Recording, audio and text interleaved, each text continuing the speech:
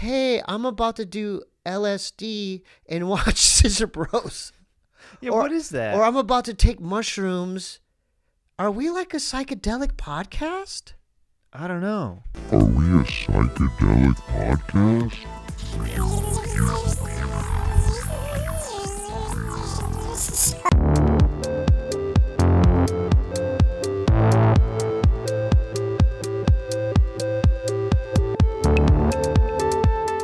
And dude, whenever he went deeper, I felt this pain in my stomach where it literally felt like he was touching my stomach.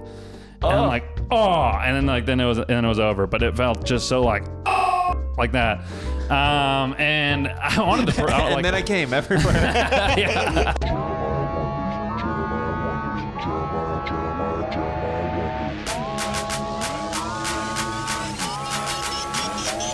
I'm not gonna lie, this is a miracle this podcast is even happening right now. I believe it, dude. I can't believe I'm here. We are in the green room of Spokane Comedy Club. Yeah. And I hit up CJ yesterday before the shows. I was like, hey, you want to do my podcast? And I wasn't thinking that we were going to be rushed quite this much. So we're going to do a little bit of a mini episode today. We're going to get to know my pal and guest of the show. Please welcome CJ Landry. Hi. Yes, thanks for having me. Oh my God, I can't believe I'm here, dude. I used to help fucking produce this thing, and now I'm sitting in the chair. Yep. Really baby in the corner here. We're really pushed up against a hard Well, it was either this green wall or we had strong casting couch vibes that were right over here where we would have been like on this black leather couch just sitting next to each other. Now it looks like we're just in front of a green screen and something a lot cooler is going to pop up, but nothing ever does. But nothing ever does. Like no dinosaurs or anything ever pop cool, up. dude. It does look like, I don't know why, it looks like you are a news reporter like on the scene. It really does. I look like we're broadcasting some like Beyblades event or something. We're just nerds. I feel like we look like, did you ever see the movie Brink? Yeah. I feel like we're narrators for the movie Brink. And Brink really is pushing himself to the limit. It was at a 540 spin over there. Wow. Holy crap, 50-50 grind there. If you don't know Brink, get it together. Go real. check out Brink for real. Culture yourself. Yeah, you're working at Better Box with our buddy Gage T. Arena. Shout That's out right. to Gage, Shout who out Gage. still continues to produce and edit this podcast here. We love him. And yeah, we had a lot of good times at that studio, dude. So fun, man. It was like honestly one of the coolest like phases of my life where it just felt like it was surreal. I moved there like just on a whim to LA, got a job in the studio, and then like Josh Wolf was there, you were there, Tony Hinchcliffe would pop in, Donald Rawlings one time popped in. It was just like, I don't know, like Freddie Prinze Jr. was there. It was just like unbelievable. Met Macaulay Culkin one time. I was like, this is insane. I mean, I never thought this would happen. It's like a fun, weird scene, and I've talked about this to Gage a little bit, but you have such culture shock when you grow up watching certain people, and then all of a sudden you're working with them randomly. Right. You're like, how did I get here? Yeah, and well, Macaulay Culkin was a weird one because I've never looked at an adult so long and been like, wow, I saw you a lot at like 7. Isn't that Like, weird? I feel like I knew you at 7, and now you're standing in front of me, and he had like fuzzy pink bunny rabbit ears on, and his like fingernails were like tattered with like rainbow nail polish. I'm like, man, this guy is a long way from home. A long way from home alone. Guys, he's a long way From from home. And we're back to you in the studio. We are covering Macaulay Culkin. There's a parade in downtown Lubbock, Texas right now. Macaulay Culkin Appreciation Day. And that is what's going on here. Yeah, dude, it's so weird. Like, one for me, of course, being from the Midwest, was when I started doing occasional things with Pauly Shore, just whether it was a podcast or like some shows or whatever through stand-up. Dude, in the Midwest, like, that guy is still like a god there. Yeah. So that was the first time that my family in Iowa was like, oh, Jeremiah's doing big things. was when I was doing some stuff with Pauly. Pauly Shore. I was like, you know, everybody has their own meter of success. Right. It's and so for true. them, it's Pauly Shore. Off the charts, Pauly Shore. Yeah. Yeah, it's so funny. And then like you go back to LA and you're just like on a show with like all these big names now that if they go there, they're kind of like, who's this guy? Oh, he's on Netflix.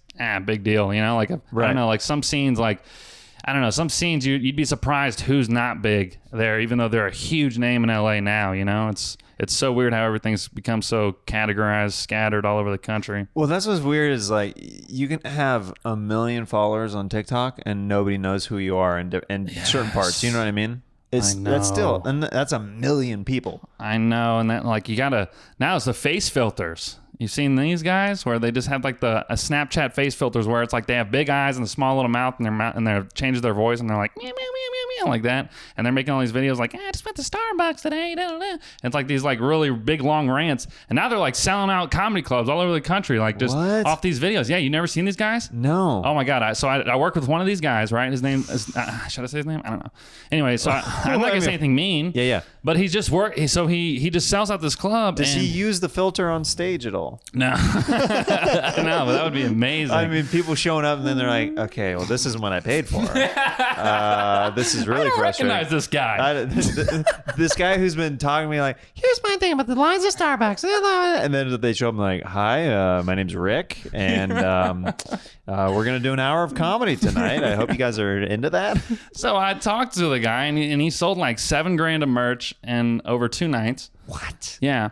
And so what is his merch? Like what? I don't even know. I don't remember. I think it was something like Gator at Starbucks, and then like a picture of a Gator with a Starbucks cup in his hand, something weird. Anyway, so then and he's like a Southern guy, right? So like everybody that comes out is pretty, not intelligent. So, and then I thought you were gonna say high class people. It's pretty bad after talking to him after, and the one lady walked up to us. She's like, "Well, who's better, Batman or Superman?" Because we've been talking about that during the show. We're just like, "What? That's not what the show is about." But here's my problem with the Zack Snyder cut. Okay, now I got it on HBO Max. It's way longer than it originally intended to be watching. I didn't plan on setting this aside this time. Then we go to this comedy show. It's this whole thing, and then I'm watching you, and then I was like, "Wait, what are we talking about?" I seen this guy on the interwebs, and I'm just now curious if Batman is actually a superhero. Now, one thing I do like about you, CJ, I do like your hairstyle. You have a nice little mullet that's coming in to fruition, and I think that the Lord is with you at that hairstyle right now. I think that is a beautiful look on you. Well, thank you, Jeremiah. I like your beard too. Wish I can grow it. I'm very envious. We were talking about beards right before this, and you say that you are having trouble filling it in at different marks, that it just grows in D'Artagnan style, like a Three Musketeer. It just grows a mustache, and then it has Porthos, Athos, and Aramis vibes, right? Has Nina Pinta Santa Maria's on the sideburns, and that's about it. Oh yeah, it's real. It's real bad. I'm missing a lot of spots, and it happens all over my body. By the way, I'm really not growing in anywhere. But I just imagine you said it happens all over your body, like just above the base of your penis is a mustache, and then the balls have like a little goatee. It's like literally it's everywhere. It's like on your pits and everywhere has like a little goatee. It's like, dude, I don't know why I keep growing it this way, but I think it's a Louisiana thing. I don't know what's wrong with my body, dude. Oh my god, that's hilarious. Oh my god, yeah, I really have part-time hair everywhere all over my body. Yeah, your body's working full time, but like different parts of your body are taking vacation and sick days and stuff like that. They're not fully going in. But I don't know. Oh my god, but yeah, so this guy Dustin Sims, right? He sells $7,000 over 2 nights. And I go, dude, that's crazy, man. You did 45 minutes on stage. And I'm like, how long have you been doing this? He goes, oh, that was my 15th time on stage. See, that's heartbreaking. Oh, yeah. I just was like, oh, what am I even doing now? Was it a good show? I mean, here's the thing. The people fans liked it. The people that come out to see him love him, dude. Okay, but then it's like you're watching these bits and you're like, these are not bits. These are not jokes. He's like referring even to videos. They're like funny musings kind of thing? Yeah, or is like it just internet stuff? Voices. He's doing like stories, but they're like you start describing my act. You're like, he's doing this physical stuff. He's doing voices. I'm like, oh yeah, this guy sounds like a real horrible comedian. Yeah, yikes. Looking forward to working with you this weekend, CJ. Act outs on stools. I mean, it's real. It's like really low grade, low brow humor. I'm just not into that. Yeah. Oh my God. But yeah, I mean, it's just interesting to see these guys that are just blowing up on internet stuff. And I guess I'm curious how long it lasts, you know? I mean, but, and I'm working the original way or the old school way of just like working around, and I don't know. I mean, it's not so much fame that I'm chasing it, but it's just kind of getting better at what it is. And, I guess there's different ways of going about it. It feels like whenever you're watching it though, it's funny that they're doing it at comedy clubs. Like, it's almost like now, because there's like so many influencers out there wanting to do live stuff, it's like there should be a different facility for that. But it wouldn't work. It wouldn't work. Because it would be so sad. Yeah. It would be like the club would be called Influencer Club or something, like Party Club. And people would be like, yeah, I'm not going to buy a ticket to that. That makes me hate myself. Yeah, it doesn't sound fun. Takes away all the... I mean, and at a comedy club, it's kind of notorious for, if the show's not good, you can get plastered and still have a good night. You know what I mean? Yeah. So, you know, if you're watching a YouTuber show and it just sucks, it's like, okay, look at some more Long Islands. And then you're get the hell out. Yeah. Yeah. It's weird. What was the first thing you'd say, being a kid from Louisiana, where you've done some cool stuff in Hollywood now? What was the first thing that you're like, oh, this is turning into something? You know what I mean? Like, this is my first feeling of like, I'm excited to tell family that this thing happened.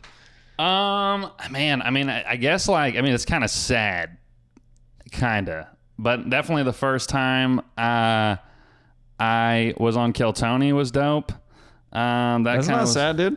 It is not. It's a little sad because I mean, I think there's the comedy, different benchmarks for everything. I think the comedy scene makes fun of it a lot and makes fun of the show, and then they're like, oh, it's such a joke almost to the like open mic scene where it's like, oh, you try to get on Kill Tony, cool guy, like everybody gets on it. Now this is interesting for me to hear, obviously, because I was a part of it for a long time. When other open micers are trying to get on Kill Tony, is there a little bit of people kind of pointing fingers like you're a try-hard kind of thing? Oh yeah, I mean, yeah, for sure. I mean, especially if it's weird, like, it's funny because so many people would go up there and I think they would be like, it's people that were kind of acting like big shots outside of it, and then they would go up there and not do good. And then you're like, oh, well, you know what I mean? Maybe he's not that big of a shot. So I don't know, just interesting. And then I feel like too, I don't know, I feel like people put such a high, they get really delusional whenever they go in there. That's why I'm trying to not sound like, oh, it's the best thing that ever happened to me. I guess that's kind of what I meant. But yeah, it just like seems like people go up there and they think like, oh, dude, I'm gonna dude, Rogan's next. Like, I'm gonna be on, you know what I mean? I'm gonna do the podcast circuit now. I'm in. You know, it's like, it's just, I don't know, it's like this delusion of just grandeur, I guess. I'm doing your mom's house on Tuesday, and I think Bert's gonna have me on soon. And yeah, it just kind of gets out of hand. So I guess people like get kind of weird about it, but I get it. I mean, shit, dude, you get on YouTube, you get like the most views a video you've ever been on immediately. Right. People are talking about you in the comments. The possibility of instant gratification. Yeah, and it's just kind of there, and it's like, I don't know, but it was cool for me because like, I guess I was already kind of working with you and working with Tony. So then I was like, wow, now I'm doing this. And then I didn't even go to the Comedy Store a lot either, because I just felt like trying to get on Kill Tony was just so like, just a waste of time, because you just like wait around, try to get on, blah, blah, blah. So I would just go to Mike's anyway. But then I saw Theo Von was going on one time, and I was like, oh shit, that'd be cool, because I had dinner with him whenever I was 6 months into comedy. Bought me like food, bought me drinks. Like, we're just like, talked about whatever, comedy, life, whatever. And so I was like, oh, it'd be cool to like see him after, be like, oh, what's up, man? And then I got called up that night, which was like intense as fuck. That's actually whenever I was trying to be a sperm donor, which was very funny, because that's why I ended up just talking about it on stage, because I was literally just coming from the place after. You've just been freshly milked? Freshly milked, dude. Freshly milked and paid. There you go. So, which is pretty dope. It's such a weird process, man. I mean, 2 things that you're going to get working with me this weekend. Freshly milked and paid after the shows. Close the door. Satisfied and compensated. Perfect. So you got to chop it up with Theo, and you know, I was right over there in the corner, and that was a cool moment. You guys both being from Louisiana. Yeah, we had something talk about that, and then it was weird because the first night we met and talked, we were at a catfish restaurant in Addison, Texas, after he did the Addison Improv. So it was so funny, just like that moment. But Yeah, man, it's weird how like I guess how small comedy is. So like definitely that, but then like I'd say the second biggest moment for me was Macaulay Culkin. Dude, that really fucked me up because he was like the biggest star where I'm like, Jesus, dude, I guess like looking at some, I guess it was so immediate. I never really looked at pictures of him as like an older guy.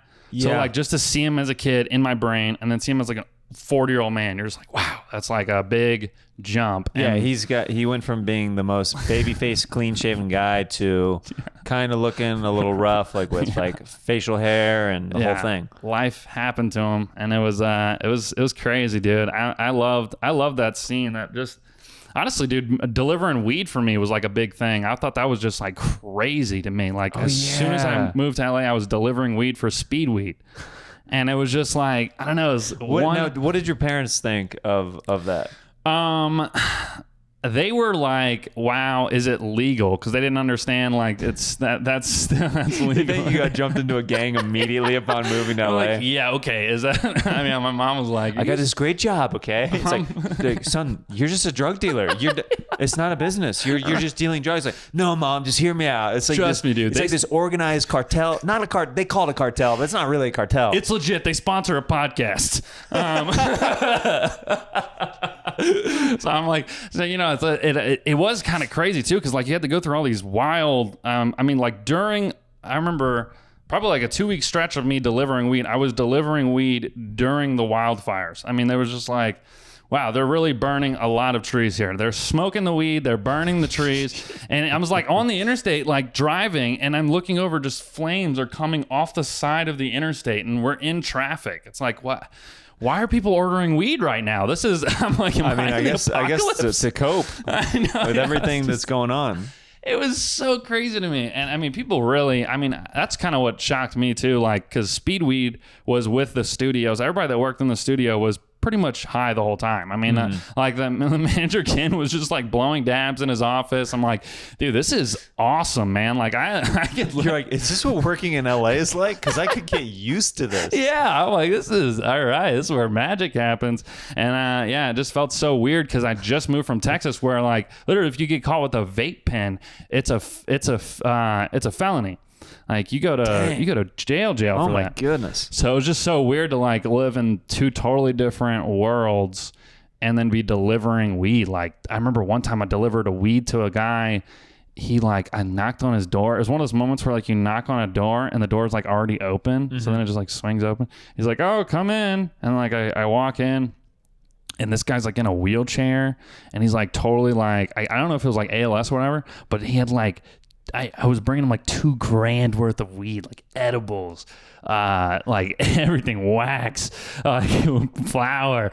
And it's just like, God, this guy is getting fucked up. I'm like, I'm kind of jealous, but not jealous. You know what I mean? I was like, this guy's fucked up all day. I love it. And there was so many people like that, dude. We deliver. It was like older people and just get fucking stoned. Do they tip you on deliveries like that? Or how does that work? He tipped me. I know that. People do tip you on delivery. I was surprised by like, because whenever the pandemic happened, studio closed down, I tried to stick it out. I was like, oh, I'm just gonna Uber and deliver Postmates and try to pay rent and just get through. I was like, it only lasts like 2 months, right? And then it just never ended. So then like I was like Ubering my ass off during the protest. I was Ubering during the protest and everything. I was Ubering people to the protest, which was crazy. I remember that's an interesting. So where are you guys headed? They were like burning the country down. I'm like, oh shit! All right. They were like loading their signs up in the back of my car and everything. That's dude. great. So I'd appreciate a 5-star rating. And yeah, I am bringing you the revolution after all. Like it was so weird. And then I remember one time it was so funny. This really happened. There was like girls in the back. They're like, this country's terrible. This country needs to fucking burn. And then like we're driving. I'm like, oh, this is like crazy. I'm like driving them to like who knows what. I don't know what I'm dropping them off to. You know what I mean? That was always the interesting part. Like I don't know if I'm dropping them off to like a fire, to a riot, guns going off. Like I don't know where I'm going right now.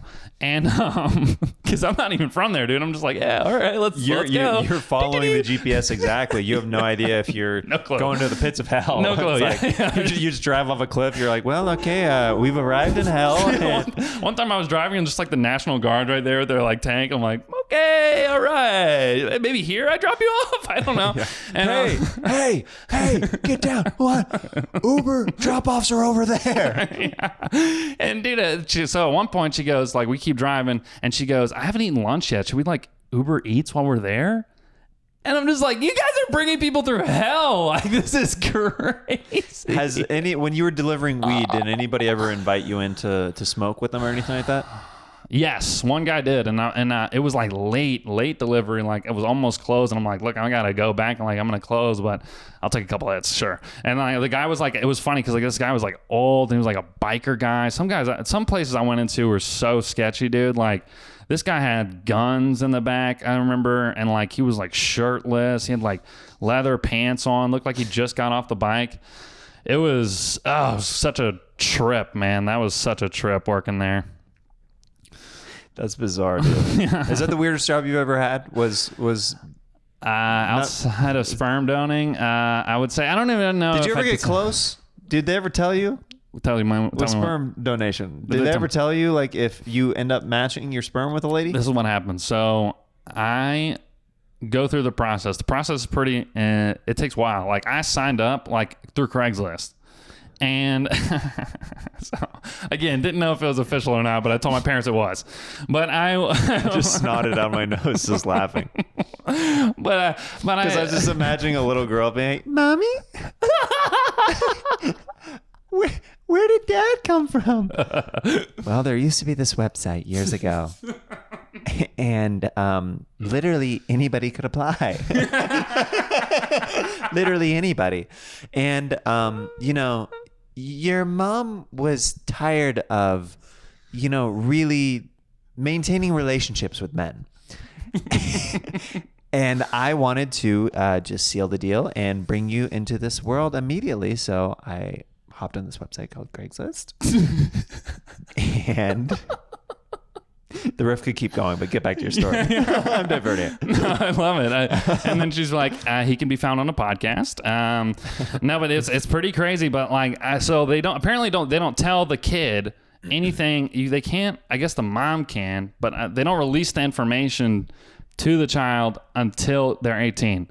Which that really was a red flag for me because I'm like, can we tell them before they can buy a gun? Like, can we like tell them to when they're 6 so that they can get over it by the time they're 18? They're not stewing on it the entire time. Like, where's Dad? Where's Dad? like, Mom, why won't you just introduce me? And then like she reveals 18th birthday.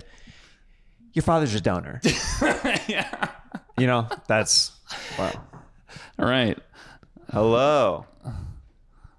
How goes it? Hi guys, how y'all doing? Good. What's up, man? Doing a little potty waddy right now. Potty waddy. A little podcast. Oh, sorry.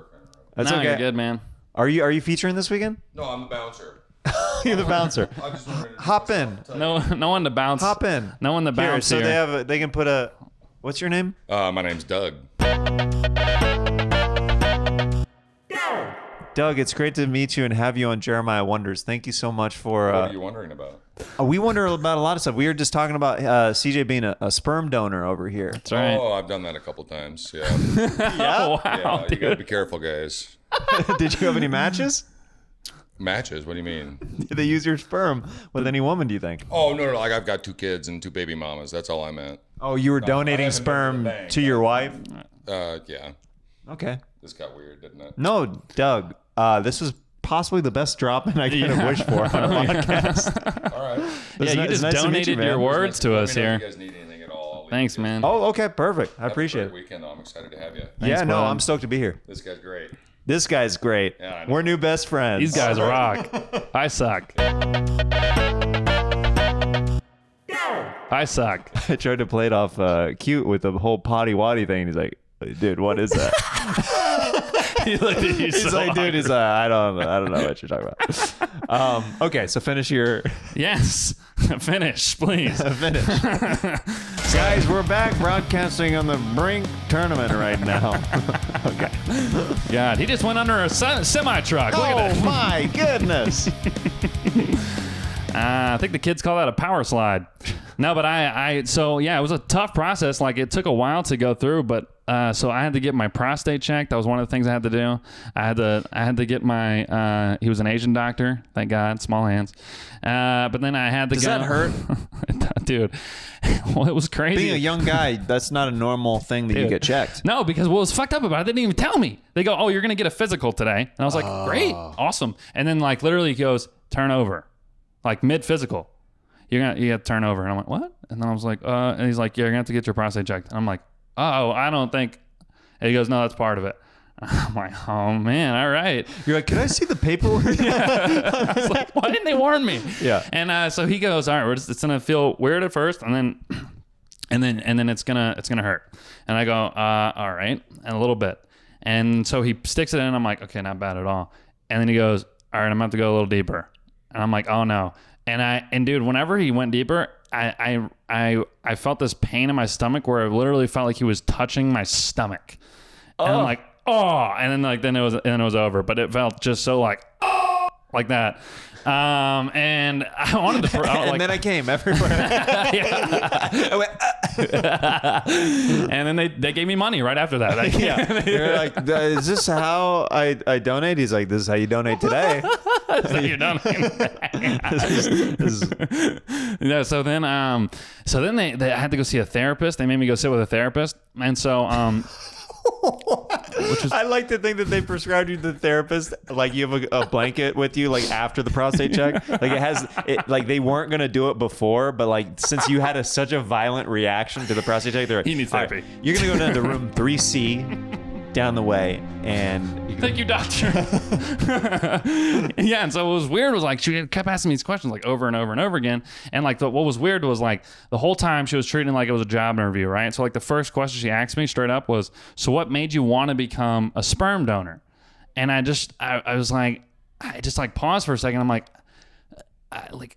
I need money. like right. I need rent. I need electricity. I need to pay my cable bill. Like I was like everything. And I was like, I straight up told her, I thought that's why everyone did this. And she kept asking me like, what do your parents think? What happens whenever the kid calls maybe your future wife? What happens whenever the kid calls you? What happens when the kid calls your grandma? So what was your response to any of that? Well, like after the fifth, sixth question, I was like, look, as long as the kid's not trying to kill me or get money from me, I don't care if he calls me. And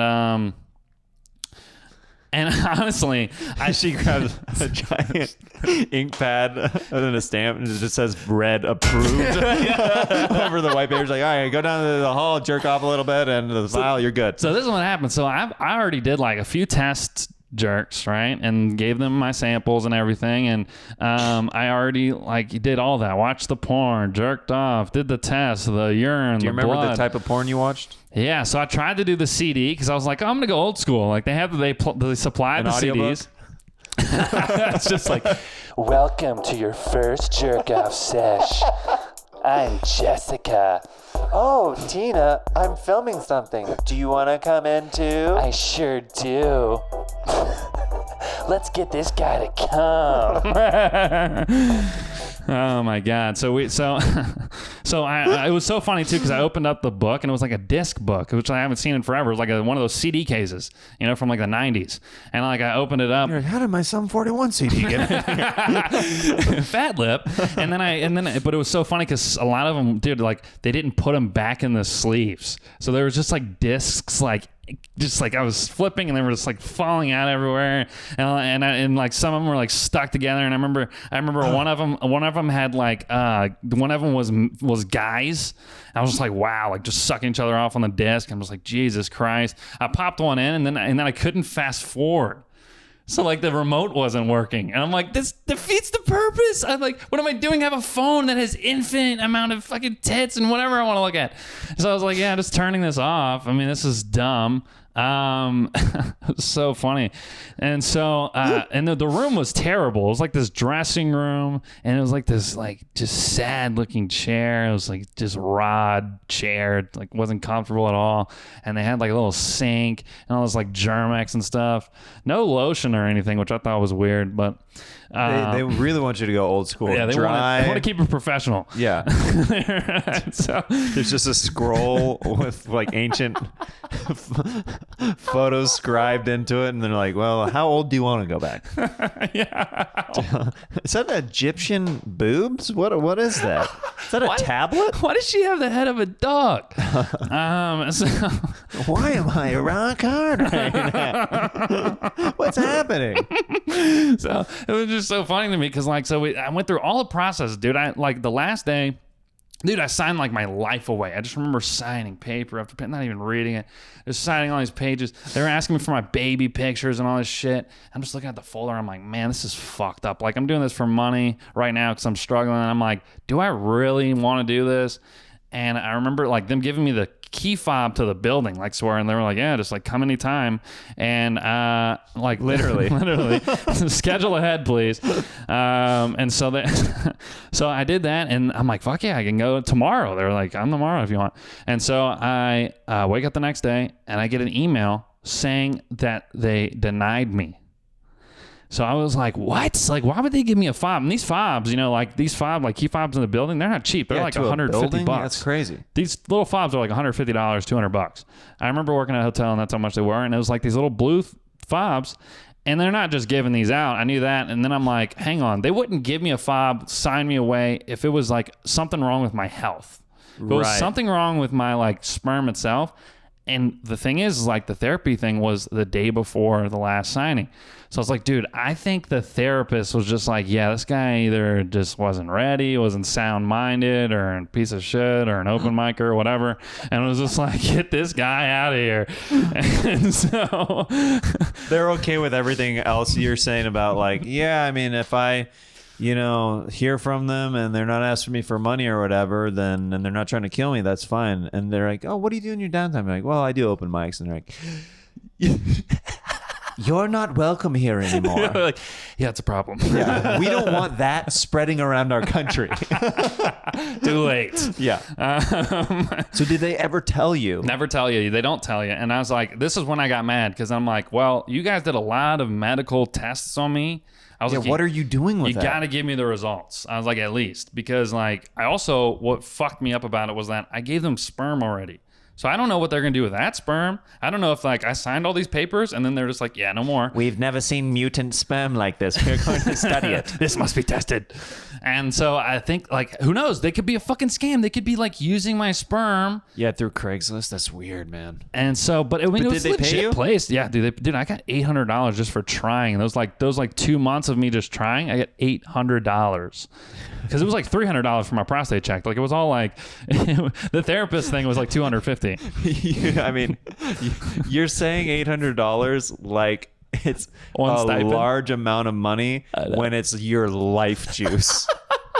Like you're like, dude, I got $800. So yeah. I think I walked away the bigger man. Like, dude, they literally could be studying your genetics right now and different traits and something. But I got a month's worth of rent. So who really won in this situation? At the time, I'm like, that's a deal. That's a deal. That's pretty solid. I mean, that's a lot of weed deliveries. Yeah. You know how many Postmates tips that is? I mean, that's how you measure everything in your life. Just deliveries. We have time to do a very quick Sax Talk to end out this program. Oh, Sax Talk. Yeah, so one time I was at my girlfriend at the time's house, and her dad was boiling some crawfish. And I was pretty deep in, dude. I was like elbow deep in the crawfish because I can eat some crawfish. So I was getting all lathered up in the hands and everything, and it was pretty saucy time. I was, looking at the girl, catching eyes with her. Her dad was there, which was kind of weird. But she, obviously was, we were young, we were in high school, so we were kind of, horny as hell. And I don't know if crawfish is considered an aphrodisiac, but it definitely was that night.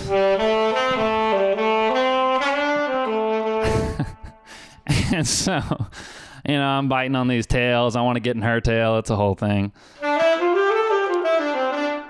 And so I'm sucking the head. She wants to suck my head. It's just, it's getting real hot and heavy.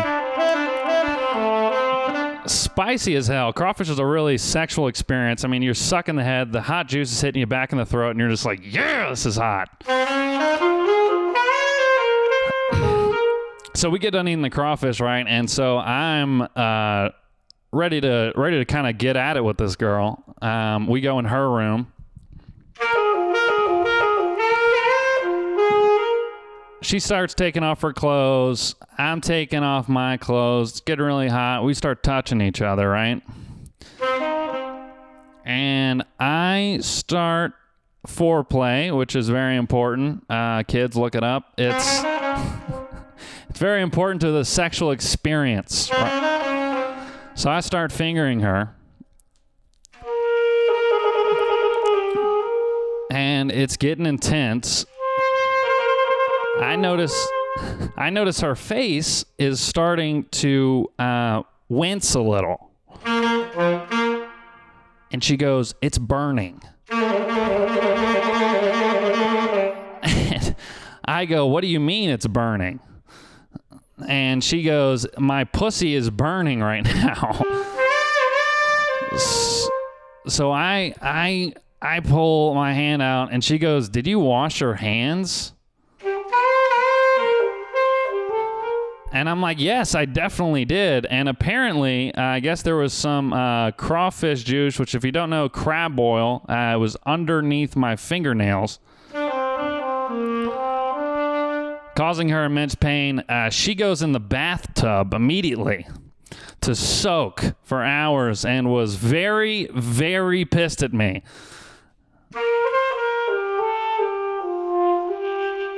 And this was high school, so her parents were there and definitely knew what happened. It was the classic crawfish foreplay gone wrong situation. And that's when I learned you got to wash your hands 3-4 times with lemon, soap, and hot, close to boiling water as possible before foreplay, immediately after a crawfish boil.